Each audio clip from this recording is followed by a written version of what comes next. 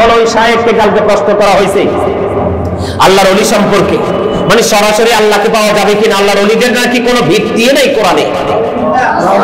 আরে জোরে বলেন না নাউজুবিল্লাহ। আমি আপনাদেরকে বলে দেই, আমি যেই অনলাইন থেকে ভিডিওটা শুনেছি, আমি সকল মিডিয়ার লোকদের অবগতর জন্য বলছি, আমি যদি মিথ্যা বলে থাকি আপনারা ওখানে চার্জ দিবেন। রোজ টিভি 24 এটার মধ্যে আমি দেখেছি এই শাইখ কি বক্তব্য দিচ্ছে। আমি শুধু আমার জন্য নয়, এর কিন্তু আমার জীবনে দেখি নাই, আর দেখার ইচ্ছাও আমার নাই। ওরে জীবনের তরে আমার দেখার ইচ্ছাও, আমার মনে হয় সত্যিকারে নবী প্রেমিক অলি প্রেমিকদের তাকে দেখার ইচ্ছা কোনোদিনও জন্ম হবে না, ঠিক কিনা বলেন? আমার তার বাড়ি কই ঘর কই সেটাও আমি জানি না, জানতে চাইও না। আমি আপনাদের ঈমান আমল বাঁচানোর জন্য, আপনাদের সন্তানদেরকে ঈমানদার বানানোর জন্য, গোটা পৃথিবীর মাদেরকে বিশেষ করে বলবো, এগুলো আপনি কোট করে রাখেন। এই বক্তার ভিডিওটাও দেখবেন, আমারটাও দেখবেন, আমি দলিলগুলো দিচ্ছি। আল্লাহ রাব্বুল আলামিন পবিত্র কালামে হাকিমে কি বলেছেন? ফাদখুলি ফি ইবাদি ওয়াদখুলি জান্নাতি। আল্লাহ বলেছেন join with my dear people come to my paradise. আল্লাহ বলেছেন তোমরা আমার প্রিয় লোকদের সাথে যুক্ত হও। ওয়াদখুলি জান্নাতি, কাম টু মাই প্যারাডাইস। আমার প্রিয় লোকের সাথে যুক্ত হও আর আমার জান্নাতে চলে আসো। সুবহানাল্লাহ। এটা কি আল্লাহর ওলিদেরকে পাওয়ার মাধ্যম না?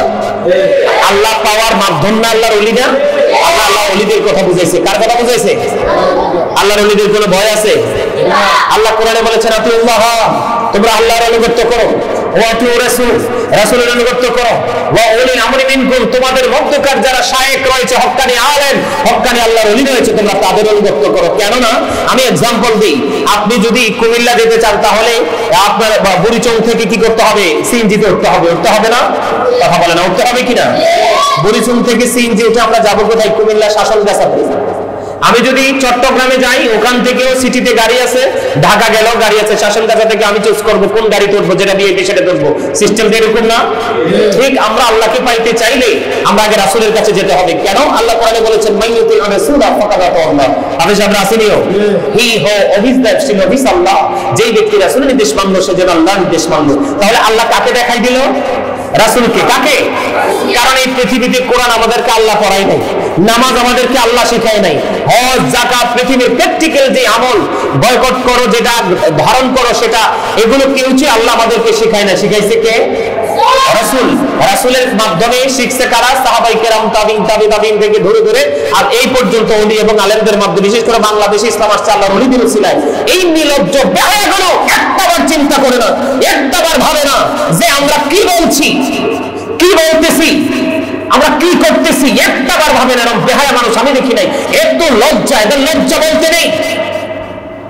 নবীজিকে নিয়ে, সাহাবায়ে কেরামদেরকে নিয়ে, মা খাদিজাকে নিয়ে একটার পর একটা বক্তব্য দিচ্ছে, এদের লজ্জা শরম বলতে নেই।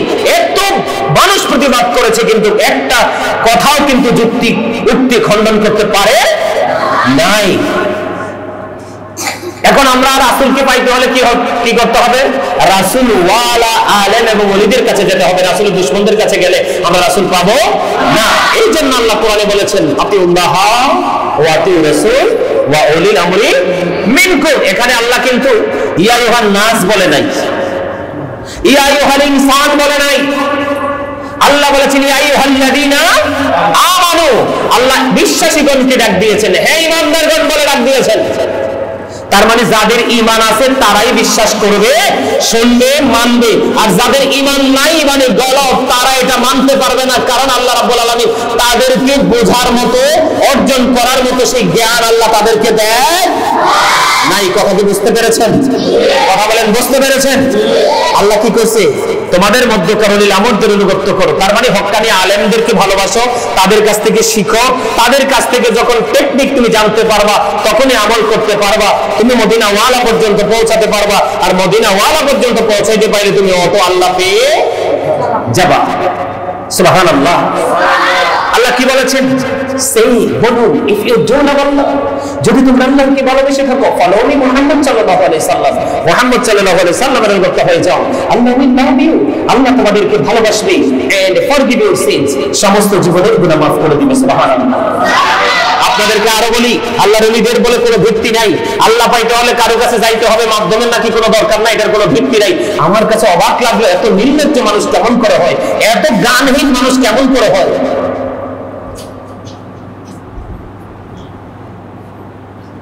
আল্লাহ রাব্বুল আলামিন আরো বলেছেন, আলা ইন্না আউলিয়া আল্লাহি লা খাউফুন আলাইহিম ওয়া লা হুম ইয়াহজানুন। আসেনি হাফেজ সাহেবরা? আল্লাহ কোরআনে বলছে, behold verily the friends of Allah have nothing to fear or to regret। আল্লাহর ওলিদের কোনো ভয় নেই, তাদের কোনো চিন্তা নাই, টেনশন নাই। সুবহানাল্লাহ। নাহনু আউলিয়াউকুম ফিল হায়াতিদ দুনিয়া feel আখিরাহ, we are your protecting friends in the life of the world and in the hereafter। আমরাই তোমাদের বন্ধু দুনিয়ার জীবনে এবং পরকালের জীবনে। জোরে বলুন সুবহানাল্লাহ। আল্লাহ আর কি বলেছে জানেন? আল্লাহ বলেছেন, ইয়া আইয়ুহাল্লাযীনা আমানুত্তাকুল্লাহা ওয়াবতাগু ইলাইহি ওয়াসিলা। আল্লাহ বলেছেন, হে ঈমানদারগণ, তোমরা কি করো? আল্লাহকে ভয় করো। ওয়াবতাগু ইলাইহি ওয়াসিলা, আল্লাহকে পাওয়ার জন্য উসিলা তালাশ করো। কি করো? আল্লাহ আরো বলেছেন, ইয়া আইয়ুহাল্লাযীনা আমানুত্তাকুল্লাহা ওয়া কুনু মা'আস সাদিকিন। আল্লাহ বলেছেন, ঈমানদারগণ, তোমরা আল্লাহকে কি করো? ভয় করো। কি করো? ভয় করো। আল্লাহ বলেছেন, O believers, you fear me. ঈমানদারদেরকে ডেকে বলেছেন, তোমরা আল্লাহকে কি করো? ভয় করো। এবং আল্লাহকে পাওয়ার জন্য তো যে উসিলা বুঝতে বলেছে, ওয়াকুনু মা'আস সাদিকিন, এই সাদিকিনের ব্যাখ্যায় আসছে সত্যবাদী লোক।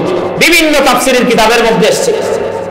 সাদিকিনের ব্যাখ্যা করতে গিয়ে শাইখ ইসমাঈল হাক্কি রাদিয়াল্লাহু তাআলা তিনি বলেছেন, হক্কানি আলেম এবং হক্কানি আল্লাহর ওলিদেরকে বোঝানো হয়েছে। জোরে জোরে সুবহানাল্লাহ। আমি আপনাদেরকে বলি, এই আয়াতগুলোকে অস্বীকার করার কোনো সুযোগ আছে? আরে যারা বলেন আছে?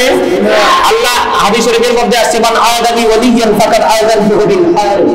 আল্লাহর ওলিদের সাথে যারা কি করবে? বেয়াদবি করবে, আল্লাহ তাদের বিরুদ্ধে যুদ্ধ ঘোষণা করেছে। একটা দুইটা নয়, শেখ হাসিনা যখন ক্ষমতাচ্যুত হলো, হওয়ার পরেই নবীর দুশমনেরা মাথা চাড়া দিয়েছে, মনে করেছে বাংলাদেশটা তাদের হয়ে গেছে। নাও, এখনো পর্যন্ত 100% বাংলাদেশে মুসলমানের মধ্যে 75% পর্যন্ত হলো নবী প্রেমিক, অলি প্রেমিক, সাধক। ঠিক কি বলেন?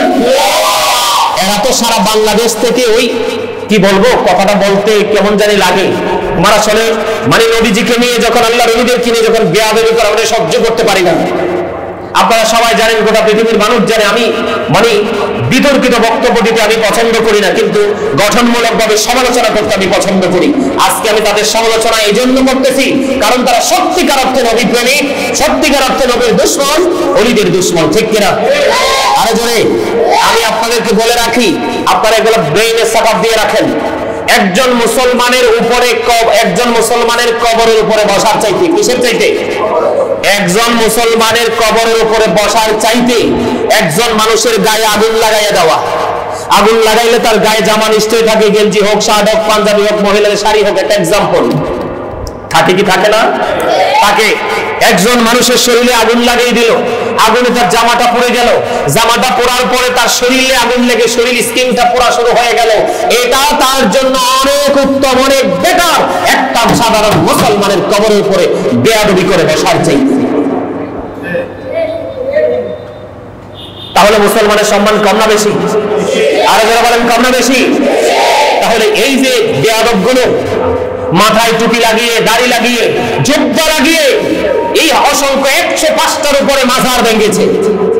পশ্চিমবঙ্গে দেখেছি একটা মাজারের যাকে ব্যাগ বলেছিল, ওনার হাড়গোড় পর্যন্ত উঠাই নিয়ে গেছে। এদেরকে কি মুসলমান বলা যায়? তখন ওই নির্লজ্জ বেহায়া একটা বক্তব্য দেয় নাই। দিয়েছে দিয়েছে কোনো প্রতিবাদ করেছে? কারণ এরা তো সারা জীবন খয়রাত করে বড় হয়েছে। কি করে? আরো যারা বলেন, বাংলাদেশের ইতিহাসে একটা আহলে সুন্নাত ওয়াল জামাতের একটা মাদ্রাসা থেকে কেউ একটা প্রমাণ দিতে পারবে না যে সুন্নি আলেমরা কখনো তাদের স্টুডেন্টদেরকে রাস্তায় ভিক্ষা করার জন্য পাঠাইছে। কারণ ভিক্ষা তো স্বাবলম্বী হওয়ার পরে অর্থ প্রাচুর্য বাড়ার জন্য সে ভিক্ষা করলো। নবীজি বলেছেন, সে যেন এক একটা জাহান্নামের কয়লা যেন সে খরিদ করলো, তার জন্য খরিদ করলো। নাউজুবিল্লাহ। আরে যেন নাউজুবিল্লাহ।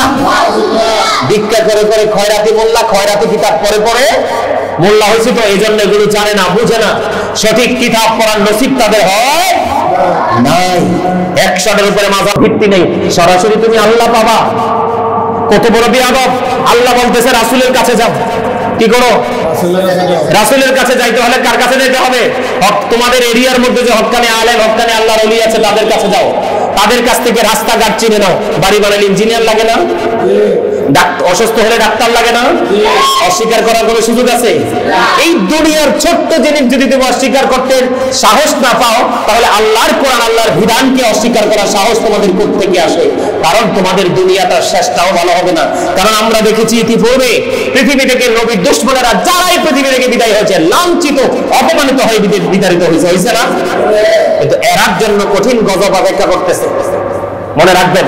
তো আমি আপনাদেরকে বিনীতভাবে অনুরোধ করব, যারা নবীদের সাথে বেয়াদবি করবে, নবীদের বিরুদ্ধে কথা বলবে, আল্লাহর ওলিদের বিরুদ্ধে বেয়াদবি করবে, ওলিদের সাথে বেয়াদবি করবে, আমরা সবাই সচেতন হয়ে একসাথে আমরা কি করব? প্রতিহত করার চেষ্টা করব। আমার ভাই রইসউদ্দিন যখন ইন্তেকাল করলো, ঢাকায় আমরা মহাসমাজে যখন ডাক দিলাম, এদের চুলকানি শুরু হয়ে গেছে। কি হয়ে গেছে? আমাদেরকে সমাবেশ করতে দিবে না। অবশেষে আমরা সমাবেশ করেছি, আমরা নির্দিষ্ট সময়ের আগে আমরা সমাবেশ করে বের হয়েছি, তাই তো?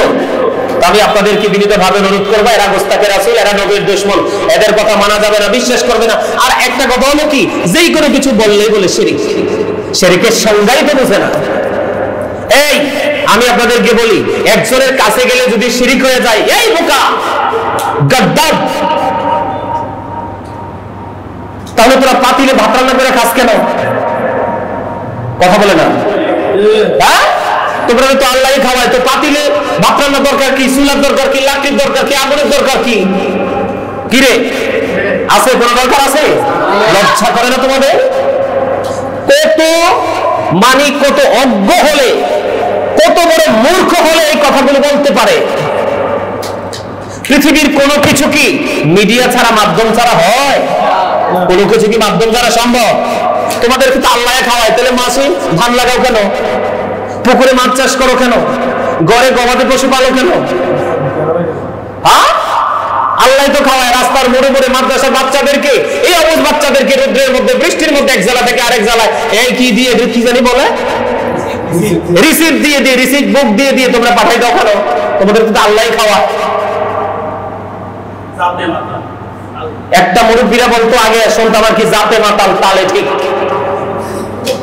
এইটারে কয় 100% ব্যাঠিক। জাতে মাতাল 100% ব্যাঠিক, মনে রাখতে হবে। এই জন্য আমি বলি, এই পৃথিবী অনেক সুন্দর, নষ্ট করছি আমরা। সৃষ্টি জগতের সবই চালাক, বোকা শুধু আমরা, ঠিক কিনা বলেন? গাছপালা, তরুলতা, অবলা, পশু পাখি পর্যন্ত আল্লাহ রাসূল চিনে, কিন্তু এই গর্দভগুলো, পৃথিবীর গর্দভগুলো আর কি মিষ্টি মিষ্টি কথা বলে। আমার নবীর কথা আর এদের কথা 100% মিল। মনে রাখবেন, যেই মানুষ রাগ করে মনে করবেন এটাই সঠিক। কি? যেই মানুষ রাগ করে রাগের জায়গায় সেটাই সঠিক, আর যেটা হাসে এটাই বেঠিক, এটাই কৌশলী, এটাই মুনাফিক। সৎ মানুষ রাগ দিয়ে বুঝায় দেয়, কিন্তু মুনাফিক কখনোই তার ভিতরটা বুঝতে দেয় না। বুঝে আসছে আমার কথা? বুঝে আসছে? আমরা কি আল্লাহর ওলিদের পক্ষে না বিপক্ষে? একটা উসিলা দেখি যে আল্লাহর ওলির দরবারে নাকি মানুষদের সেজদা দেয়। আমার জীবনে যত মাজার জিয়ারত করেছি, আল্লাহ জিয়ারত করার তৌফিক দিয়েছে, আমি একটা মাজারে গিয়েও এই পর্যন্ত কাউকে সেজদা দিয়ে পড়ে থাকতে দেখিনি। যদি কেউ দেয়, ইন কেস, সে কি নামাজের নিয়তে সেজদা দেয়? নামাজের নিয়তে সেজদা দেয়? এখন তো মা বাপের কদম বুঝি করাও নাকি শিরক? তো তুমি কি আল্লাহ উপর থেকে দুপুর করে ফালাইছে মাটিতে, বাংলাদেশের জমিনে? কি রে? হ্যাঁ, একবার আঞ্চলিক ভাষায় বললাম, তোমারে কি আল্লাহ আসমান থেকে দুপুর করে প্যাকেট করে ফালাইছে? 10 মাস 10 দিন মার কলজা ছিঁড়া তারপরে বের হইছো, সেই মাকে সালাম করতে পারবে না? কত বড় বেয়াদব! মানুষকে কিভাবে ইসলাম থেকে দূরে সরাই দিচ্ছে আদব কায়দা থেকে। আমি বলি, আপনারা মনে রাখবেন, সারা পৃথিবীর মানুষকে বলছি, আমাকে নিয়ে কমেন্টস করার আগে আমার এই কথাগুলো প্র্যাকটিক্যালি জাস্টিফাই করে তারপরে কমেন্টস করবেন। গাজী সুলাইমান লোকাল জিনিস নয়। যারা এই গোস্তাকে রাসূল, তাদের মাদ্রাসার স্টুডেন্টরা কখনোই কোন মানুষকে দেখলে আগে সালাম দেয় না, একটাও সালাম দেয় না। আর আমাদের আহলে সুন্নাত ওয়াল জামাতের অন্তর্ভুক্ত বাচ্চারা যেইভাবে মানুষকে তাজিম করে, এটা আমার রাসূলের আদর্শ, রাসূলের শিক্ষা। এরা বাচ্চাগুলো বেয়াদব বানায়, কারণ এটা তো আদবে শিখায় না, টার্গেট হলো টাকা আর লাঠি তৈরি করা, ঠিক কিনা বলেন? বা একটা মাজারেও, সব মাজারের মধ্যে যে মানুষগুলো থাকে সমাজের অবহেলিত মানুষগুলো। কোন মানুষগুলো? সমাজের অবহেলিত, লাঞ্ছিত, যাদেরকে সমাজের মানুষ কোনো মূল্যায়ন করে না, এই মানুষগুলো মাজারে মাজারে যে পড়ে থাকে। মানুষ যখন তাবারক নিয়ে যায়, জিলাপি নিয়ে যায়, সিন্নি নিয়ে যায়, বিরিয়ানি নিয়ে যায়, বিভিন্ন রকমের খাবার নিয়ে যায়, তারা ওখান থেকে খেয়ে পড়ে বেঁচে থাকে। তার মানে তোমাকে মাজার ভাঙতে হবে? এই মিয়া, শাহজালালের মাজারে গিয়ে দেখেন, যেগুলো মাজারের বিরুদ্ধে কথা বলে আব্দুল ওয়াহাব নজরুল দোসরাই ওখানে শাহজালালের মাজারের দান বাক্সের দায়িত্বে আছে। আমি যে দেখছি তো আল্লাহর ওলিদের মাজারে যেখান থেকে তারা সুবিধা নিতে পারবে ওটাই পারফেক্ট, আর যেখান থেকে সুবিধা নিতে পারবে না এটাই। আপনারা মনে রাখেন, আজকে শেষ সময় বলে দেয় এদের উপরে আল্লাহর গজব আসতেছে। এরা ক্ষমতার জন্য মুনাফিকি করতেছে না? এখানে একটা, ওখানে একটা, এদিকে মাজার ভাঙে কোনো প্রতিবাদ নাই, ওইদিকে হিন্দুদের মন্দিরে যে গীতা পাঠ করে, এটা প্রশংসার জায়গা। কথা বলে না কেন? বেপরদাশীল নারীদের সাথে একসাথে বসে ইফতারি করে আবার মুখে মিষ্টি কথা বলে, কোরআন হাদিসের কথা বলে। এই জন্য আমি সারা বাংলাদেশ, গোটা পৃথিবীর মুমিন মুসলমানকে বলবো, আপনি যাকে ভালোবাসবেন, ভালো তো বাসতে হবে, কাউকে না কাউকে আপনি অবজারভেশন করেন কার মধ্যে সত্যিকারের ইসলামের রং আছে। ইসলামের রঙের রঙিন আল্লাহ, রাসূল এবং ওলিদের সত্যিকারের প্রেমিকদেরকে খুঁজে তাদের সাথে প্রেমের ডুরি লাগান, আপনার দুনিয়ার শান্তি, পরকালের মুক্তি সুনিশ্চিত। আর পৃথিবীর লোক যারা এখানে একটা বলে, ওখানে একটা বলে, আওয়ামী লীগ আসলে একটা বলে, বিএনপি আসলে একটা বলে, এরা কখনোই সঠিক নয়। মনে রাখবেন, আহলে সুন্নাত ওয়াল জামাত কখনোই ক্ষমতার জন্য লড়াই করে না। আমরা ক্ষমতা চাই না, আমরা চাই প্রেম, আমরা চাই ভালোবাসা, আমরা চাই শান্তি, আমরা চাই সম্প্রীতি। আল্লাহ যেন আমাদেরকে গুস্তাখে রাসূল, দুশমনে রাসূল, দুশমনে ওলিদেরকে চিনে চিনে চিহ্নিত করে করে আমরা যেন তাদেরকে বয়কট করে করে, ইগনোর করে করে আমরা যেন আমাদের আগামী দিনে পথ চলতে পারি। আল্লাহ যেন আমাদেরকে সে তৌফিক দান করে। সকলে বলেন আমিন।